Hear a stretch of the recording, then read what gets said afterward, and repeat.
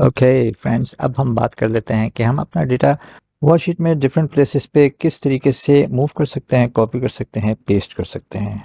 इसके अलावा अगर हम दूसरी वर्कशीट में अपना डेटा कॉपी करना चाहें तो वो किस तरीके से कर सकते हैं। बहुत ही आसान है, डिफरेंट तरीके हैं। मैं आपको तमाम तरीके बता देता हूँ, फिर आपको जो भी तरीका पसंद हो उस तरीके से आप कीजिए और एक्सेल को एंजॉय कीजिए। दोस्तों, वीडियो पसंद आए तो वीडियो को लाइक और शेयर कर दें, चैनल को सब्सक्राइब कर दें, बेल नोटिफिकेशन भी ज़रूर प्रेस करें ताकि मेरी हर वीडियो आपको मिल सके। देखें, इस वक्त हम अपनी मंथली एक्सपेंस रिपोर्ट पे आते हैं और ये देखें कि ये बिल्कुल साइड पे, लेफ़्ट साइड पे जो है ना, रॉ नंबर्स के साथ चिपकी हुई है और ऊपर कॉलम हेडिंग के साथ। तो हम चाहते हैं कि ये 2 रॉ नीचे आ जाए और एक कॉलम राइट पे। तो उसके लिए हम क्या करेंगे कि हम अपने डेटा को सिलेक्ट कर लेंगे जो कि A1 से F16 तक है। ठीक है, इसको हमने सेलेक्ट कर लिया। जैसे ही हमने सेलेक्ट किया तो आप ये देखें कि ग्रीन कलर की लाइन हमें नज़र आ रही है इसके चारों तरफ। इसको हम जब अपने माउस पॉइंटर को लेकर आएंगे इसके ऊपर तो ये देखें ब्लैक कलर का 4 हेडेड एरो कीज की शक्ल में हो गया। अब हम अपने लेफ़्ट माउस की प्रेस करेंगे और इसको हम ड्रैग करेंगे जहाँ भी ड्रैग करना चाहें। हमें 2 रॉ नीचे लेकर आना है और एक कॉलम राइट पे। तो हम यहाँ ले आएंगे और रिलीज़ कर देंगे अपनी की को, तो ये यहाँ मूव हो गया। मूव होने के साथ आपने इसमें एक अच्छी और ख़ास बात देखी कि इसने फार्मूले में कोई गड़बड़ नहीं की, हमारे फार्मूलाज भी अपडेट हो गए। देखिए, यहाँ पे हमने यूज़ किया था सम का फंक्शन जिसमें रिलेटिव सेल रेफरेंसेस किए थे, वो अपडेट हो गए E6 से E10 तक। ठीक है, और इसी तरह हमने परसेंट ऑफ टोटल्स में हमने यूज़ किए थे रिलेटिव सेल रेफरेंस का और एब्सोल्यूट सेल रेफरेंस का, वो भी अपडेट हो गया F6 से F11 तक। ठीक है, दूसरा तरीका ये है कि हम अपना डेटा सेलेक्ट कर लेंगे। सेलेक्ट करने के बाद अब हमें इसको यहाँ से कट करना है, तो कट करने के लिए हम होम टैब पे जाएंगे। होम टैब में आपको एक कट की नज़र आ रही है, कैंची का निशान, इस पर क्लिक करें और आपका डेटा कट हो गया। ये ग्रीन कलर की मूविंग लाइन का मतलब है कि आपका डेटा यहाँ से कट हो गया। अब आप इसको जहाँ भी चाहते हैं, मैं चाहता हूँ कि Q9 में इसको मैं यहाँ पे लाके मूव कर दूँ, इसको मैं यहाँ मूव कर दूँ, तो मैं Q9 को सिलेक्ट कर लूँगा। फिर होम टैब पे जाऊँगा। होम टैब पे जाने के बाद ये पेस्ट की है, होम टैब में क्लिपबोर्ड ग्रुप में पेस्ट की को प्रेस करूँगा और ये देखें यहाँ मूव हो गया मेरा डेटा।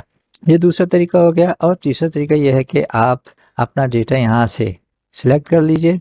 डेटा सिलेक्ट करने के बाद अब हम यूज़ करेंगे शॉर्टकट की का, जो कि इसकी है Ctrl+X। मूविंग ग्रीन लाइन आपको नज़र आ रही है, यहाँ से ये कट हो गया। अब इसके बाद हम इसको दोबारा P3 में पेस्ट कर देते हैं। तो उसके लिए हम Ctrl+V, शॉर्टकट की Ctrl+V का यूज़ करेंगे और यहाँ हमने मूव कर दिया अपना डेटा। ठीक है, आपकी समझ में ये आ गया। अब हम देखते हैं कि हम इसको कॉपी कैसे करते हैं। कॉपी करने के लिए भी हम अपना डेटा सेलेक्ट कर लेंगे। डेटा सेलेक्ट करने के साथ ऊपर होम टैब में क्लिपबोर्ड ग्रुप में जाएंगे। अब कट की जगह हम कॉपी की कमांड यूज़ करेंगे। कॉपी के बटन को क्लिक करेंगे, मूविंग लाइन नज़र आ रही है आपको ग्रीन कलर की, ये कॉपी हो गया। अब हम इसको यहाँ पे K8 में पेस्ट कर देते हैं।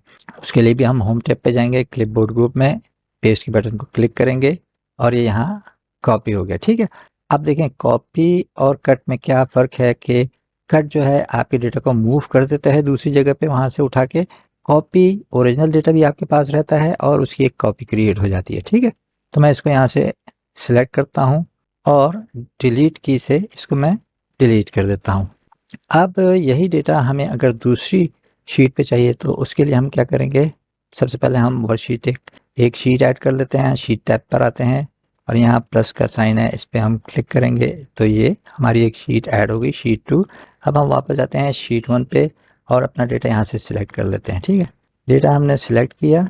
अब हम यूज़ करेंगे शॉर्टकट की का, जो कि है Ctrl+C से हमने सिलेक्ट कर लिया। ग्रीन मूविंग लाइन नज़र आ रही है, सिलेक्ट हो गया। अब हम आएंगे अपनी शीट 2 पे। अब हमें जहाँ भी ये डेटा चाहिए, हम K10 में इसको कॉपी करना चाहते हैं तो हम यहाँ पे आएंगे और Ctrl+V से इसको पेस्ट कर देंगे। हमने डेटा पेस्ट कर दिया। अब आप इसमें एक चीज़ देखें कि बाकी डेटा तो अपडेट हो गया, लेकिन जहाँ हमने एब्सोल्यूट सेल रेफरेंसेस यूज़ किए थे, जहाँ हमने एब्सोल्यूट सेल रेफरेंस का यूज़ किया था, वो जो है एरर दे रहा है। ठीक है, वजह इसकी क्या है कि वो सेल हमने शीट 1 में फिक्स कर दिया, लॉक कर दिया, तो वो जो है वहाँ से यहाँ कॉपी नहीं हो सकता। शीट 2 में, शीट 3 में कहीं भी कॉपी नहीं हो सकता। किस सूरत में कॉपी हो सकता है कि हम उस शीट का वहाँ से रेफरेंस दे दें कि ये सेल बिलोंग करता है शीट 1 से। तो उसके लिए हमने क्या करना है, उसके लिए हमने जाना है फार्मूला बार पे। फार्मूला बार पे जाने के बाद हमने यहाँ पे लिखना है शीट 1 हैश और एक्सक्लेमेशन मार्क देना है। एक्सक्लेमेशन मार्क ये बताता है कि ये जो $F $11 है ये शीट 1 का डेटा है, शीट 2 को इसने ये बताया। अब हम इसको एंटर करेंगे तो ये देखें यहाँ पे ये अपडेट हो गया। अब हम ऑटोफिल हैंडल की मदद से इसको बाकी सेल में भी कॉपी कर देते हैं फॉर्मूले को, और ये तमाम का तमाम डेटा हमारा अपडेट हो गया। तो उम्मीद करता हूँ कि आपकी समझ में आ गया होगा। अच्छा, अगर आपको ये डेटा 10 शीट्स में 20 शीट्स में कॉपी करना है तो उसके लिए आप क्या करें कि ये शीट 1 जो है आप यहाँ फार्मूले 1 में, मतलब शीट 1 में ही आप शीट 1 एक्सक्लेमेशन मार्क दे दें, तो उससे क्या होगा कि आपका डेटा वहाँ कॉपी हो जाएगा। आप शीट 1 में शीट 1 एक्सक्लेमेशन मार्क ऐड करते हैं तो इसका आपके फार्मूले पे कोई फ़र्क नहीं पड़ता, बल्कि आपको आसानी होती है कि आप ये फार्मूला 10 शीट में 100 शीट में भी कॉपी करेंगे तो वो आपका डेटा शीट 1 से ही उठाएगा। ठीक है, आपकी समझ में आ गई बात।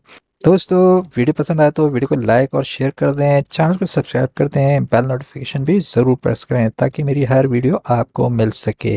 अब मिलेंगे नई वीडियो में।